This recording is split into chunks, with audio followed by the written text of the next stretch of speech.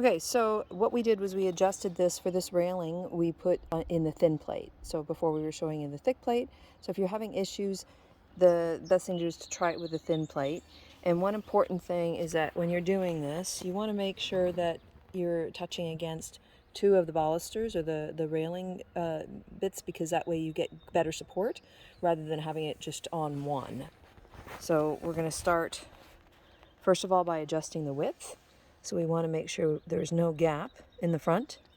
So we're going to do that. Now, another key thing is that you want that completely vertical, right? And you want the bottom plate, the front of the bottom plate, to be touching the railing. So you don't have to worry about this gap back here, because the bottom plate at the front is got the support, so it's touching something. But what we want to do is to bring that bottom plate up so that it's also touching the bottom of the railing. But first, we want to make sure the width is adjusted and that there's no gap on the front, and then we just tighten the screws.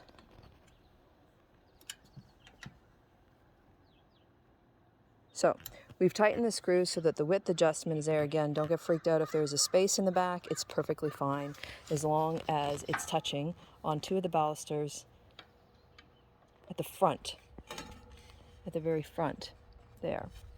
So now we've got it touching at the front of the back plate, and we've got it touching underneath the railing at the bottom of the back plate, and we making sure that it's completely vertical, straight up and down, and we're going to lock that in now.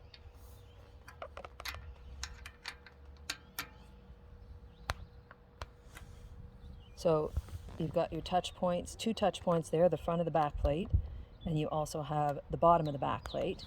And then we've got the front of the front plate pad touching. So there's your 3 points. And the last point you want, that fourth point, you want to make sure you get that locking pin up and underneath. And one of the great things to do is if you can load it with a little bit of tension, you can see Drew is pressing down a little bit on the rail easy to give it a little extra tension, so then when he lets it go, it just snaps up nice and tight once he tightens it. And that is on there rock solid. Here's a gap. But yeah, you can see it's rock solid, but don't worry, that gap there, it's not coming off. Give it a good yank there again, Drew. That's on there solid.